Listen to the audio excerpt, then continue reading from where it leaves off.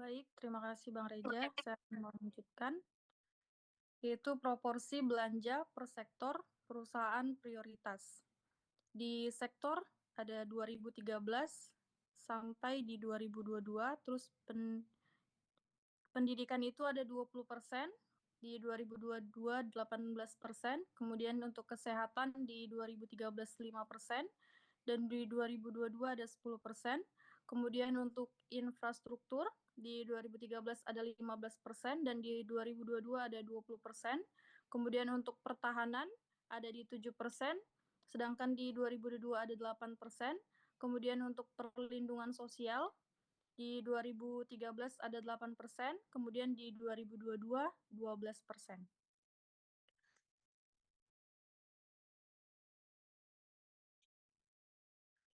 Kemudian analisis belanja rutin vs belanja modal.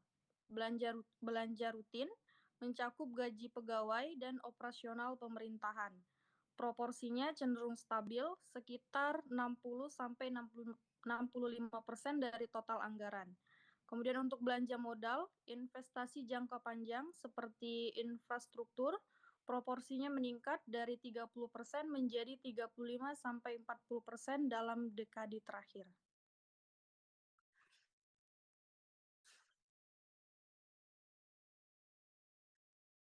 Fokus alokasi anggaran untuk pembangunan infrastruktur.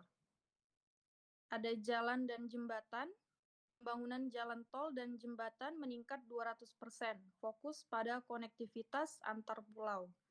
Kemudian ada pelabuhan, modernisasi 20 pelabuhan utama, peningkatan kapasitas bongkar muat hingga 50%.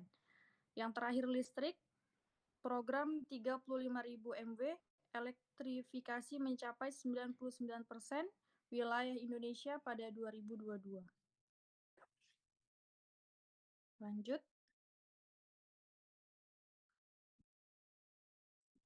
Baik, saya akan melanjutkan. Selanjutnya, dampak pandemi terhadap alokasi anggaran.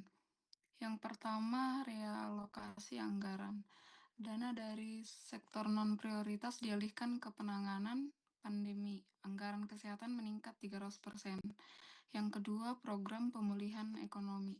Alokasi khusus untuk bantuan sosial dan UMKM, total anggaran PEN mencapai 695,2 triliun. Yang ketiga, defisit anggaran. Relaksasi batas defisit menjadi di atas 3%. Peningkatan utang untuk mendanai program darurat.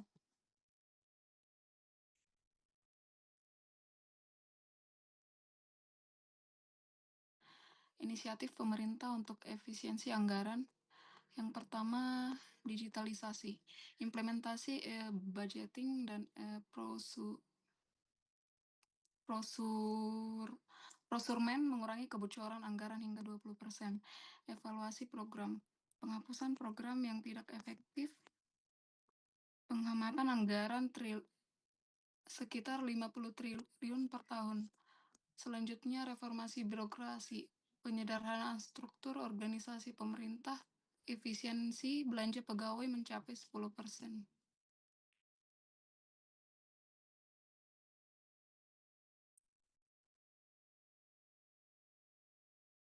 Selanjutnya disambung oleh teman kami.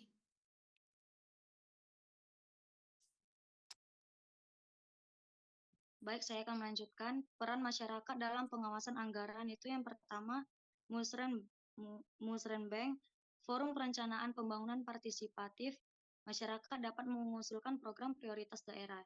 Yang kedua itu ada e-planning, platform online untuk memantau perencanaan anggaran. Masyarakat dapat memberikan masukan secara real time. Yang ketiga itu ada lapor, sistem pengaduan terpadu. Masyarakat juga dapat melaporkan penyimpangan penggunaan anggaran.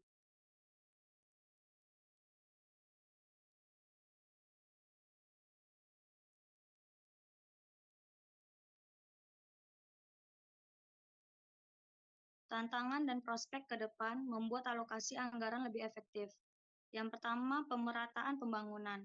Pemerataan pembangunan berfokus pada pengurangan kesenjangan antar daerah, di mana alokasi khusus untuk daerah tertinggal dan perbatasan.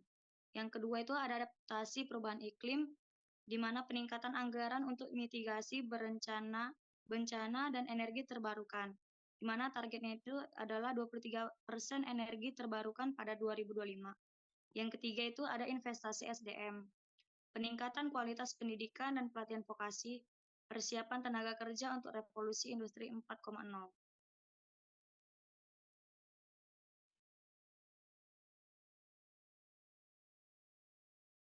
Sekianlah presentasi dari kami. Kiranya kalau ada salah, mohon maaf.